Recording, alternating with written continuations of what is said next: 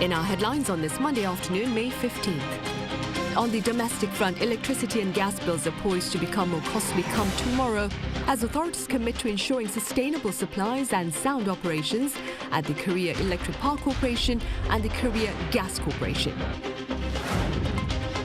President Yoon Bokhyun looks ahead to a bustling diplomatic agenda this week that starts with a summit with his Canadian counterpart Justin Trudeau in Seoul and a broader gathering of global leaders at the G7 in Hiroshima before ending with one-on-ones here at home with his European partners.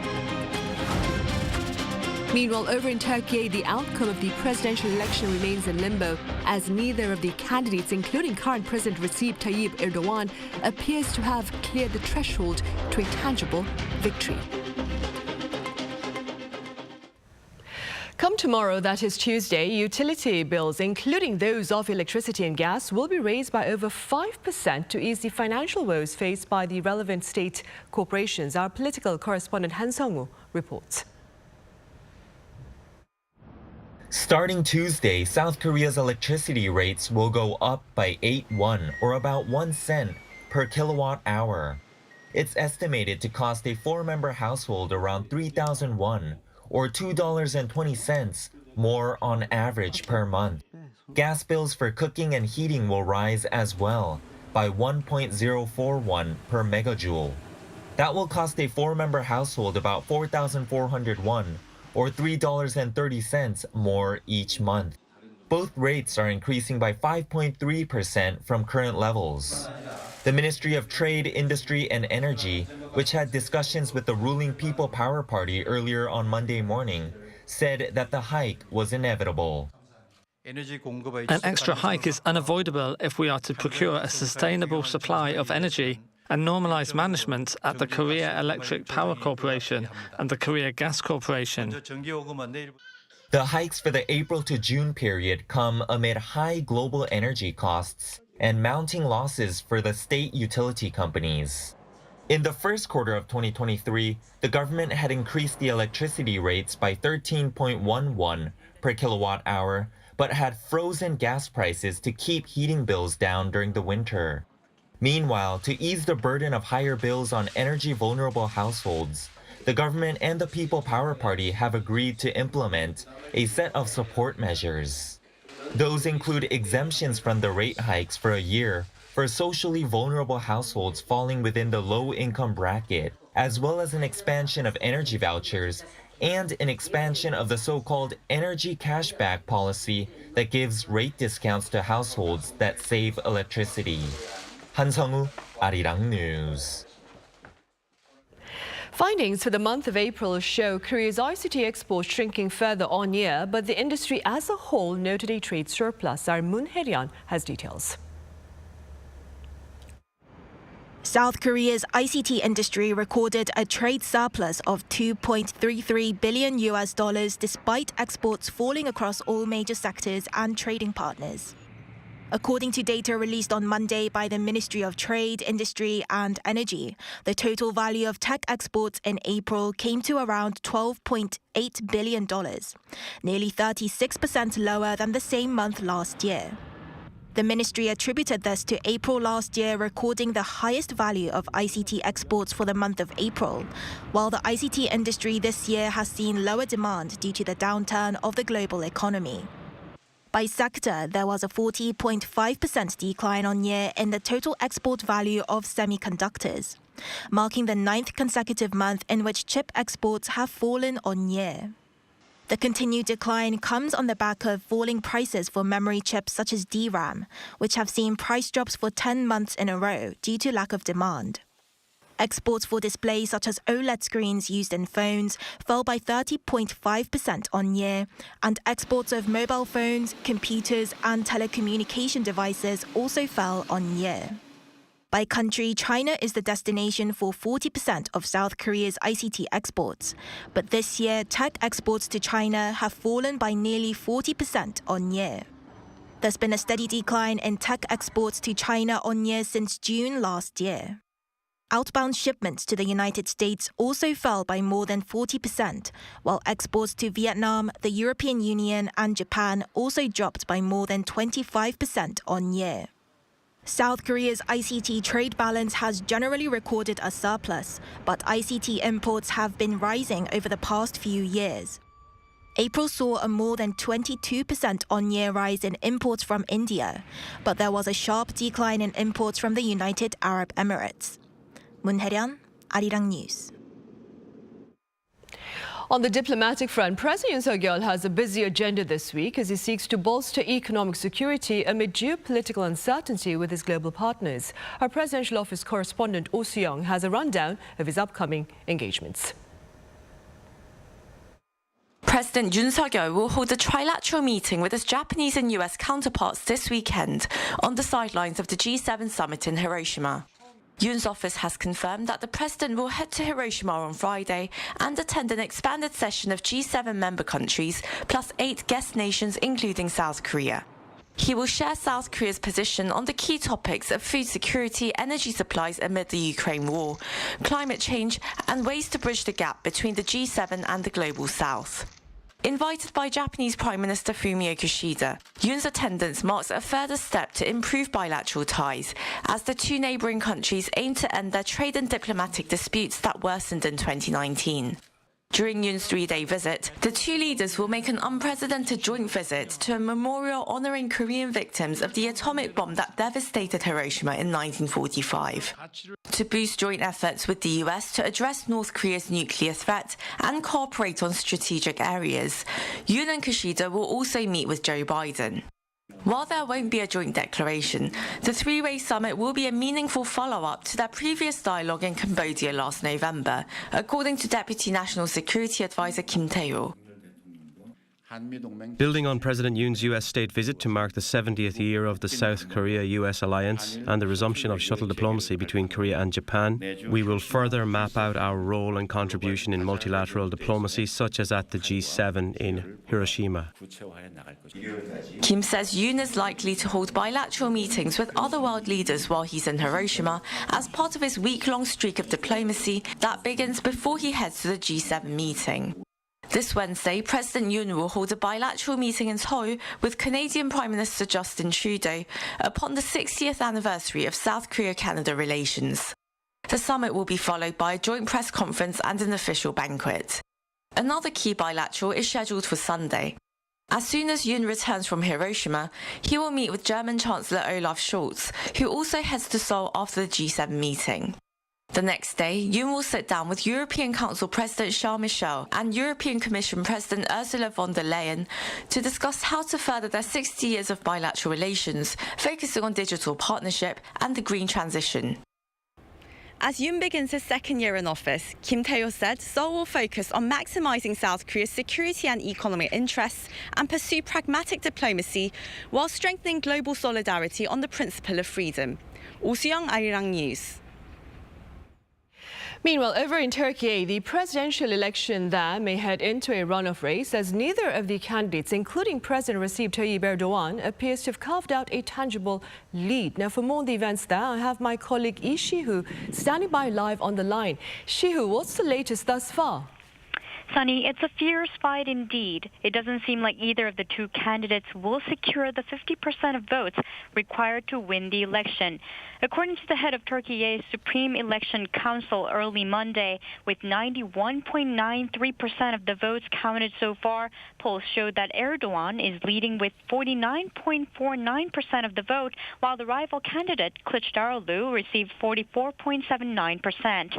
The third candidate, Sinan Ogan, received 5.29% of votes, but according to the latest preliminary election results by the state-run Anadolu News Agency, some 97.95% of the votes have been counted, with Erdogan receiving 49.34% of votes and Kılıçdaroğlu receiving 44.99%. If neither candidate can secure more than half the votes, there will be a runoff between the top two contenders 2 weeks from now on, May 28th. Right, May 28th, that will be the last Sunday of this month. Meanwhile, Shio, I understand pundits are making note of the unity among the country's opposition this time around. Could you tell us a bit more? Yes, Sunny, this is the first time that Türkiye's factious opposition has coalesced around a single candidate to face off against Erdogan. Kılıçdaroğlu, an economist and a politician, represents an election coalition of 6 opposition parties. Erdogan is the 12th and current president of Türkiye since 2014, and prior to that, he served as prime minister from 2003 to 2014. Now, these elections come at a critical time, less than 3 months after a vicious earthquake in February killed more than 50,000 people in southern Turkey and northern Syria. Erdogan has been criticized for botched rescue efforts and lax building controls that his ruling Justice and Development Party presided over for 2 decades. This also comes amid a serious economic crisis where over the last 2 years, the country's currency has plummeted and prices have ballooned. It's expected that if elected, Erdogan will continue to refrain from imposing sanctions on Russia and maintain a friendly relationship with the country. On the other hand, Kılıçdaroğlu is expected to work on restoring relationships with NATO and the European Union and focus efforts on recovering the economy. Now, that's all I have for now. I'll be back with more updates in a later newscast. Back to you, Sunny. All right, Shiu, thank you for the latest on the presidential race over in Turkey. Meanwhile, in Ukraine, the battle for Bakhmut continues, with Kyiv claiming it has been securing tangible gains on ground against Kremlin forces, to which the latter denies. Our Isingje has the latest. Ukraine says it has made significant advances in the eastern city of Bakhmut, with Kyiv's defense minister claiming that its troops had captured about 10 enemy positions in northern and southern regions of the city. Ukraine has also claimed that it had advanced some 2 kilometers in the past week, signaling a huge momentum shift in Bakhmut. However, the Kremlin denies this, saying that while Ukraine did attempt large-scale attacks from the south and north of Bakhmut over the past 24 hours, Russian forces were able to defend their territory. The Russian Defense Ministry also stressed that Russian troops changed their position for strategic reasons, a move it claims is being falsely reported as fleeing and not regrouping. Meanwhile, Ukrainian President Vladimir Zelensky made a surprise visit to Paris on Sunday to hold talks with French President Emmanuel Macron. His visit to the French capital was an extension of his multi-stop European tour to request fresh pledges of military support as Kyiv continues to prepare for its counteroffensives against the Russian forces. The French presidential office noted that the 2 leaders discussed Ukraine's military and humanitarian needs and the more long-term perspectives for a return to peace in Europe. It added that Macron will reaffirm France and Europe's unwavering support of Kyiv. Zelensky's trip to Paris came after he paid a visit to German Chancellor Olaf Scholz earlier Sunday, where the 2 leaders discussed Ukraine's planned counteroffensives against Russia. Lee Seung-jae, Arirang News.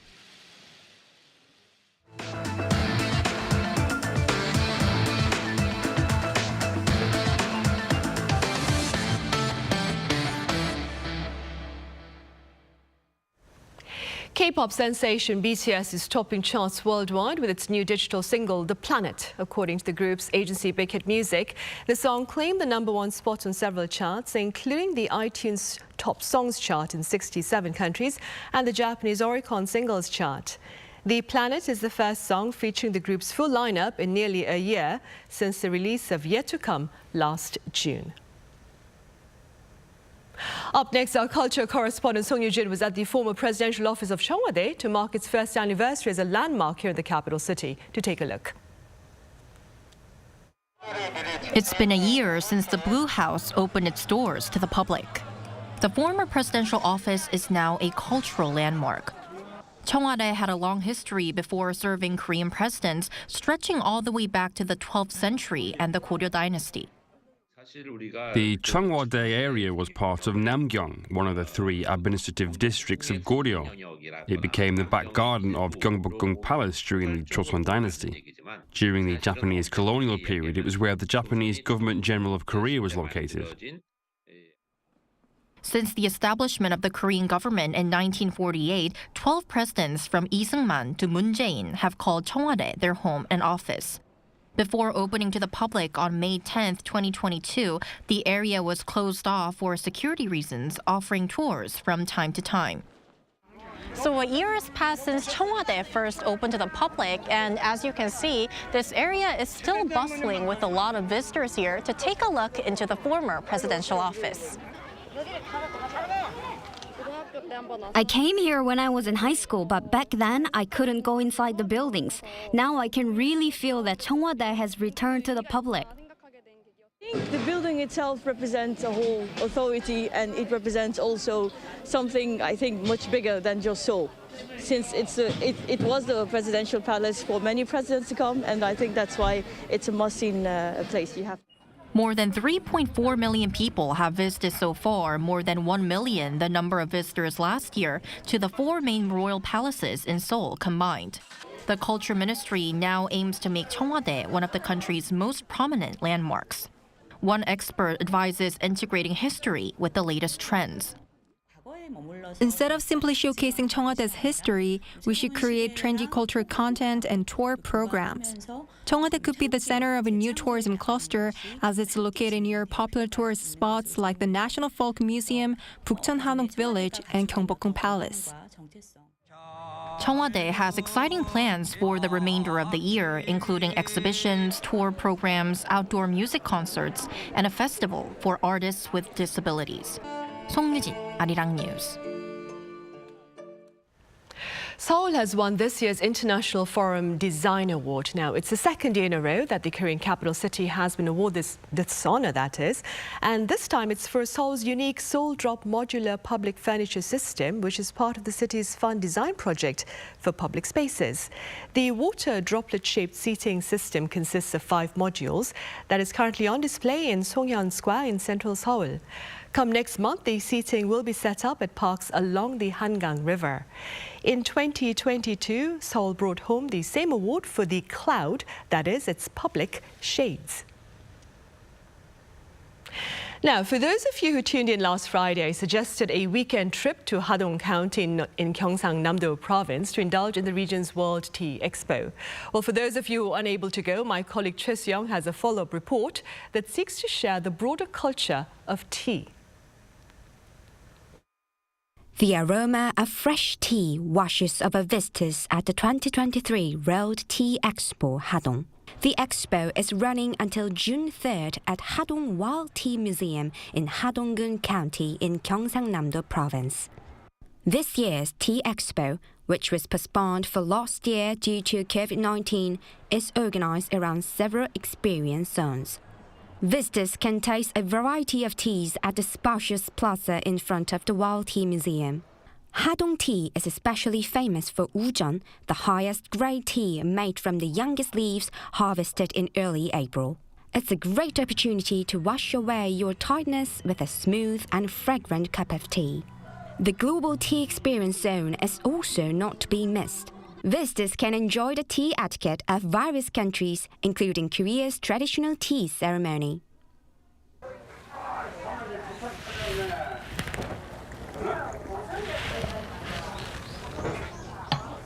As well as experiencing this Korean tea culture, visitors to the expo also have the chance to compare it to tea culture from Japan, China, Türkiye, and England. Visitors can compare differences among East Asia's tea cultures, such as how in Japan, green tea leaves are ground up as matcha powder and make soft bubbles that are easy to drink. I came to the Tea Expo because I have always been interested in tea culture. It's a chance for me to experience various countries' tea culture so I can broaden my knowledge. In Türkiye, they produce the tea from the same type of tea tree as in Hadong, but the way it is cultivated is different because they usually remove the tea leaves with scissors, not their hands. And they drink tea with lemon and lumps of sugar. You can also directly experience how Hadong tea is produced. The traditional method, which has been passed down for over 1,000 years, involves hand-mixing tea leaves from a heated large pot. I tried this tea-making experience last year and this year, but unlike last year, it was new this time, so it was fun, but a little scary because it was hot. Anyways, I still enjoyed it. Hadong World Tea Expo is hoping to welcome more visitors from all over the world. Choi Soo-hyung, Arirang News, Hadong.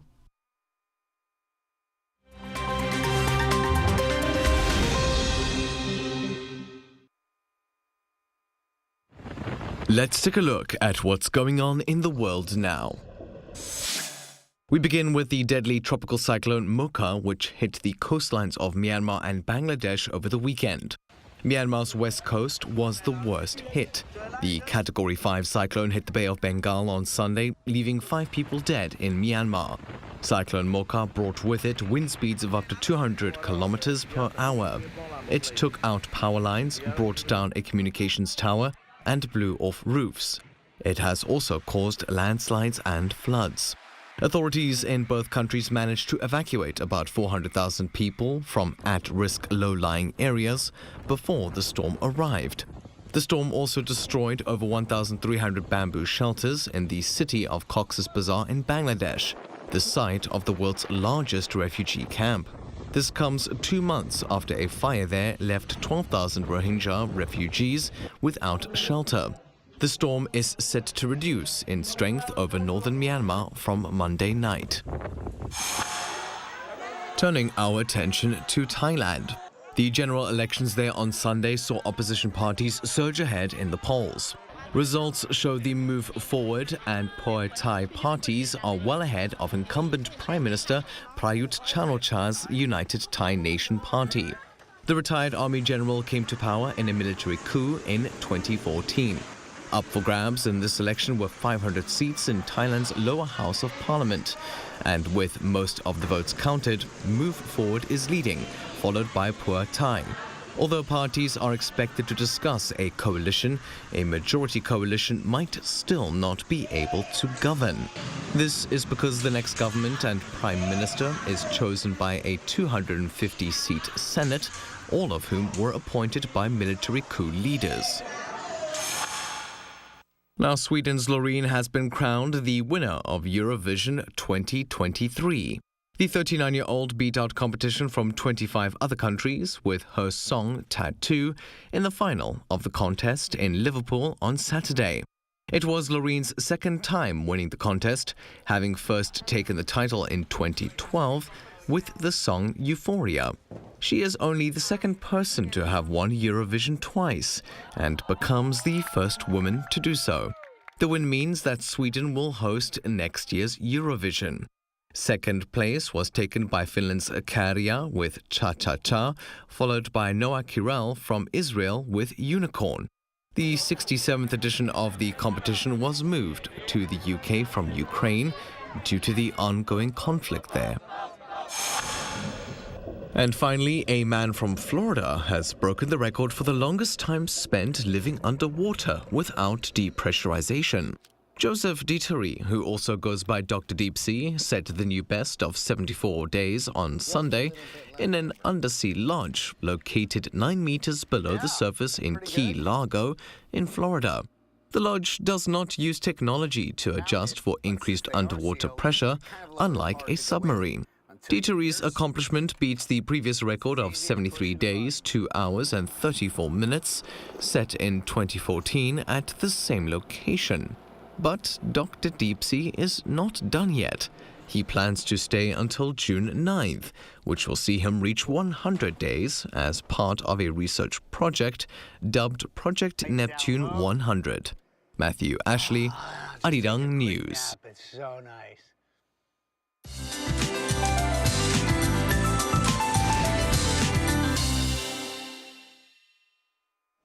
Good afternoon. As soon as we get into mid-May, it really feels more like summer.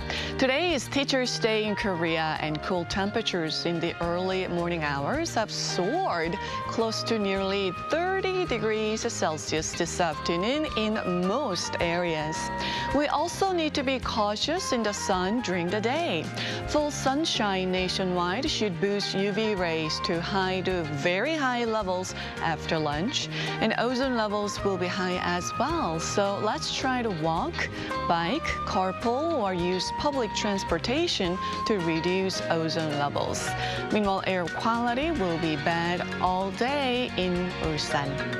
T-shirt and shorts weather this afternoon with highs easily surpassing 25 degrees Celsius, going a couple of degrees higher than Sunday afternoon.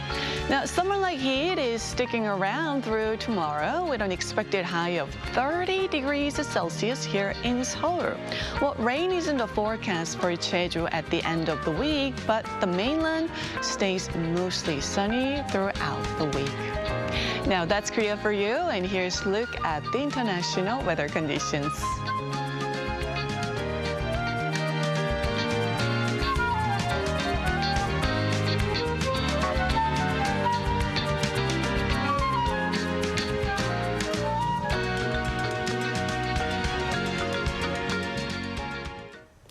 Those are the headlines at this hour, but we have our panel session coming up right after this break, so do stay with us. Thank you for now.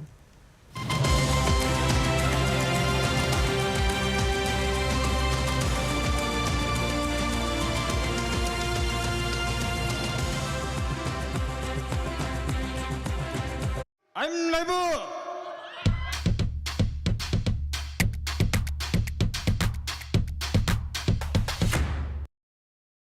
저를 도와주시는 분들이 저희와 함께 해주시는 세션분들 아무리 봐도 없지 텐션 같은데 아니라고 아무도 안 하는 거고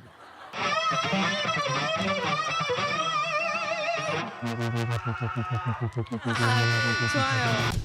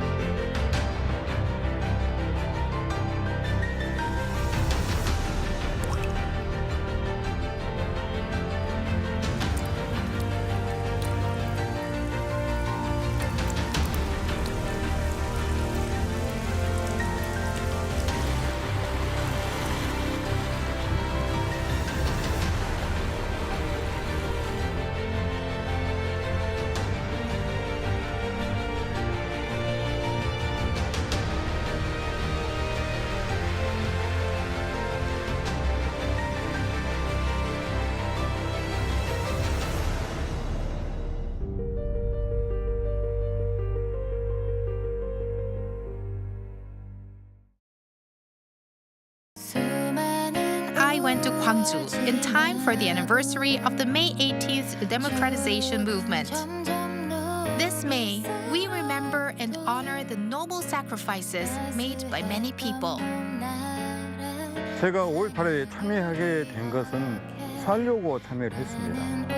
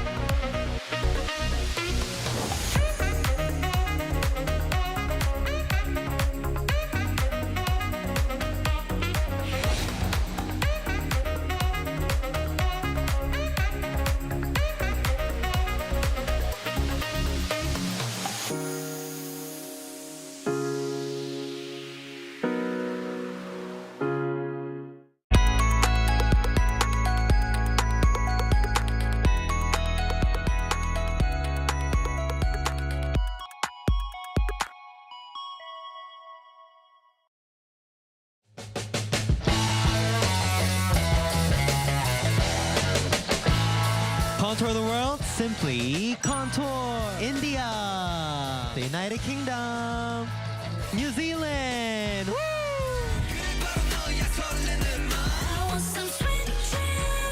I'm excited. You excited? Of course. Yeah.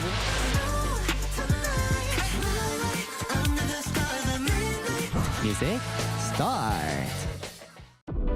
Lotus Lantern Festival. Let the festival begin. We desire to share Korea's proud culture with the world.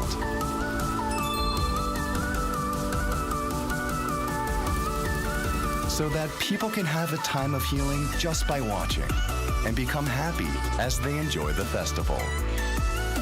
So that joy can stay in their hearts the moment they encounter our festival. That is the reason we want to share our culture with the world. Welcome to Lotus Lantern Festival, Seoul, Korea.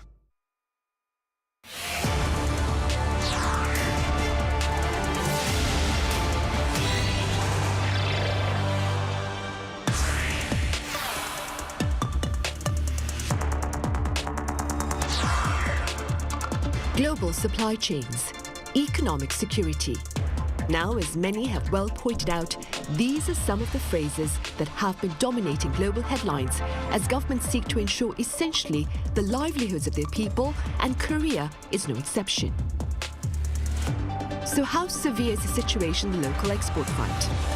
What efforts are underway to ensure broader economic growth?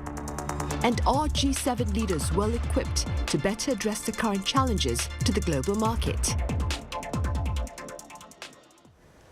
Welcome to Issues and Insiders. Today we assess the pending economic challenges that Korea and its counterparts need to address as geopolitical tensions persist worldwide. For more, I have Professor Kim Yong-jin at Seogang University live on the line. Professor Kim, as always, it's a pleasure to have you with us. Thank you very much, and good afternoon. I also have Professor Yang Hee-dong at Ewha Women's University. Professor Yang, it's been a while. Welcome back. Thank you for inviting me. Right, Professor Kim, we'll start with you. Let's begin then with the latest on Korea's export front. How severe, Professor Kim, is the situation there? Well, it is really, serious, right? Severe. South Korea's export, fell for the 7th consecutive month in April since last October. It is the longest losing streak in 3 years. The downturn, comes despite the reopening of Chinese economy, which has been, expected to provide a momentum for revival of Korean export. In general, according to the Trade Ministry data, the export fell 14.2% year-on-year to $49.6 billion in April, after 13.6% fall in February. So it is the worst decline in 3 months. Which might indicate the current struggling economic situation of Korea. When breaking down the data a little bit more, the export to China fell by 26.5% for their 11th consecutive month of declines. While those to United States fell 4.4% in their first declining month in 3, and those to European Union rose 9.9%. By product, the most losing is the semiconductor, as you may know, which fell by 41.0%, experiencing 9th straight month decrease. Petroleum product fell by 27.3%, but automobile increases by 40.3%. That's good news. The key reasons are sluggish global demand for semiconductors and a drop in chip prices, and slow economic recovery across the world, and fewer working days and a high base effect also contributed to the fall in export last month. Right. And Professor Yang, as expected, Korea's trade deficit, therefore, is evident amid the sluggish exports. But the country's current account posted a surplus in the month of March. Could you explain this phenomenon for us? Well, first of all, we need to distinguish the definitions between the current account and the trade balance, because the trade balance is actually talking about whether we have credits or debts, whereas the trade balance is talking about how much we sold or bought through customs clearance. So the current account consists of 4 major elements: goods transactions, service transactions, and incomes, and the current transfer. The goods and service transactions are related to trade balance, even though the difference still exists, because the current account does care about ownership whereas trade balance is talking about the passing the customs clearance. Whereas the income transactions involved with the payroll investment or dividends or interest earnings from our investment, whereas current transfers are free offerings such as donations and aids and grants and pensions. So, for example, as of last year, in the year 2022, we had a terrible trade balance, $48 billion deficit, but current account has about the $30 billion surplus. And major contribution to the account, the current account surplus, it comes from the income transactions, because that means our companies or individuals have a lot of investment assets or working overseas that may contribute to or lead to the income transactions. So that is a major reason why you can see the difference in the numbers between the current account and trade balance. Right, I see. Meanwhile, Professor Yang, as Professor Kim mentioned earlier, exports of chips have plunged by more than 40%. And that being said, I understand this is a difficult question, but when do you expect to see a rebound in overseas shipments of semiconductors? Well, first of all, we need to understand the reasons why we have such a sluggish, operations for the semiconductor sectors. Many experts used to argue that there are three major reasons behind this performance. The first one is we still have economic, recessions globally. And the second reason is very big demand reduction for PCs and also big demand reduction for the mobile devices. So these are three major reasons for the poor performance of the semiconductor sector. But another problem is the supply cannot be reduced as fast as the demand, because during the COVID-19, a lot of semiconductor vendors have increased their production capacity due to abrupt increase from the demand from the market to deal with the uncertainties during the COVID-19. But it's not easy to reduce production in the factory lines. Otherwise, the factory lines may suffer a lot of yield, reductions or poor yield rate in their production lines. It's not easy to reduce production. That's why lots of semiconductor vendors still have large inventories over 3 or 4 months. And as for the Samsung semiconductors, they had a terrible season, particularly in the fourth quarter last year. So last year, they had 8% increase in the sales revenue, but their operating income was reduced by 60%. The problem was their fourth quarter. Their profit income, the fourth quarter, reduced over 60%. And expectation for the second half, still very pessimistic. Lots of experts maintain very pessimistic the overview about the second half. And the semiconductor industry will recover as performance, particularly from the next year. But the positive aspect is there is a high demand for generative AI that requires new investment in new technologies, new semiconductors such as HBD. So Google, Microsoft, TSMC, and Samsung, pledged to announce a lot of money for this new type of semiconductors, AI semiconductors. So that is a major tipping point for the changes in the economic conditions for semiconductors in the second half and next year. Right, I see. Moving forward, Professor Kim, according to Seoul's finance ministry, the country's fiscal deficit has been accelerating at a rapid pace this year. Could you tell us a bit more about this? Yeah, well, as you mentioned, the Korean government experiences huge, deficit now. According to the Ministry of Economy and Finance, Korea's fiscal deficit surpassed 90% of the total amount of deficit projected for all of 2023 in the first 3 months of this year. Tax revenue amounted, to 145.4 trillion won. It's about 109 billion US dollars in the January to March period, down 25 trillion won from a year earlier. This decline in tax revenue resulted in a fiscal deficit of 54 trillion won. The amount of taxes collected and in the first quarter accounted for 21.7% of the government yearly target of 400.5 trillion won, which is a lot lower than the annual average of 26.4% over the past 5 years. The decrease in tax collection would be caused by a couple of factors, including reduced corporate tax. This is amid of prolonged export slump, and the tax cut for corporations, capital gains, and other property taxes, and also reduced income tax and a fall in housing transactions. Right, I see.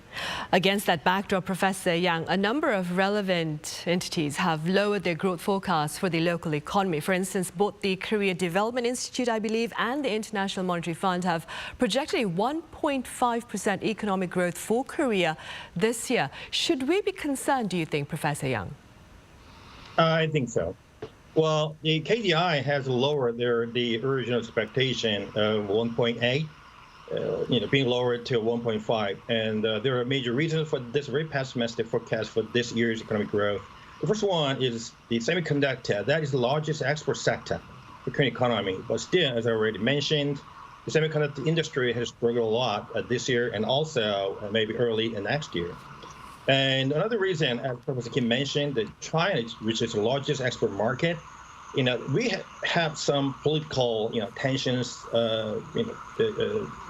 against China, but that could be a major reason for the sluggish performance in export to China.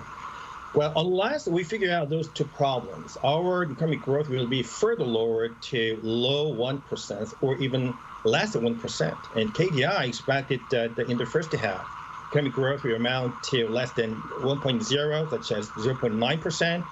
And second half will be improved to 2.1. And it's the first time for the current economy to have economic growth expectation lower than 1.0, from KDI or IMF. And as Professor mentioned, that the current government has very huge amounts of government budget deficit, up to $54 billion. Yeah, I mean, if our economy is sluggish, and the government income will also be reduced because, the company cannot make money to pay for the taxes. So all these problems will be very pessimistic forecast for this year and throughout first half and second half. Professor, the problem, I think, in terms of the economic growth rate of 1.4%, is, a lot of international institutions lower Korean the growth rate. While other countries like Japan and China, they raise up the growth rate. That means our economic structure has been changed from the past. So we have to really look at deeply what's happening now and what kind of industrial structure has been changed, so that that will affect our total economy, including export. Right, of course, a very valid point right there, Professor Kim. And moving beyond Korea, Professor Kim, U.S. inflation appears to be easing, with findings for the month of April, I believe, showing a 4.9% rise on year. That being said, Professor Kim, do you foresee a halt, perhaps, in rate hikes by the U.S. Federal Reserve in light of this reality? Well, as you know, the latest U.S. inflation report for April showed that inflation has slowed down slightly, with a year-on-year increase of 4.9%, as you mentioned, which is lower than the market consensus of 5%, and about half of the highest of 9.1% in June 2022. This number suggests that U.S. inflation may have peaked, and the market, experts are expecting the Fed may stop raising the interest rate in June, and probably lowering it in September due to the economic recession. However, when excluding food and energy prices, the core inflation rate rose to 5.5%, which is still very high. So the Federal Reserve will be cautious in its decision making on the interest rate cut. Anyway, if the Fed stops raising interest rate, it will affect Korean economy positively in three ways. First of all, it will give some relief to the Bank of Korea. At the moment, the interest rate gap between Korea and the U.S. is 1.75%, which puts upward pressure on our exchange rate. If the Fed stops the raise, the exchange rate will be probably stabilized. The Bank of Korea will be able to keep its own policy on the interest rate. Secondly, no more increase in the interest rate will provide some relief to financial companies which face huge losses due to the hiked interest rate. Thirdly, Korean economy being pressed by huge household debt will be relieved to promote consumption, which will in turn contribute to a bit more of economic growth. Right, hopefully that will be the case. Professor Yang, back in the US, the International Monetary Fund recently raised the alarm about the potential global repercussions of a US default. First of all, do tell us a bit about the background behind the IMF's concern, and what more can you tell us about the broader ramifications of a US default? Well, the U.S. default actually represents a tug of war between the government and the lower house. And the current president for the United States came from the Democratic Party, whereas the lower house is occupied by the Republicans. So this is a major reason for the tension between those two entities.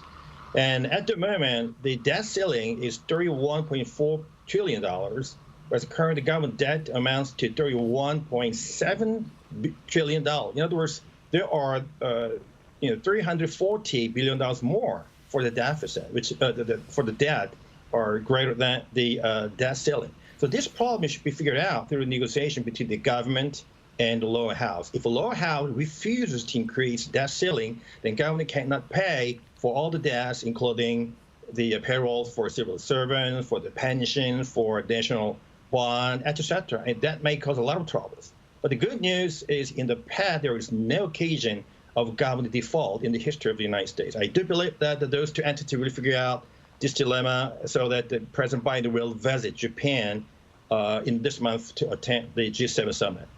Right, hopefully. And talking about the G7 summit, Professor Kim, finance leaders of the Group of Seven have ended 3 days of talks that will be over in neighboring Japan. Could you tell us a bit about the major issues discussed? Well, everyone knows, right? The most urgent issue would be like how to survive this kind of interest rate hike. So it will be the most urgent issue that need to be addressed at the G7 summit.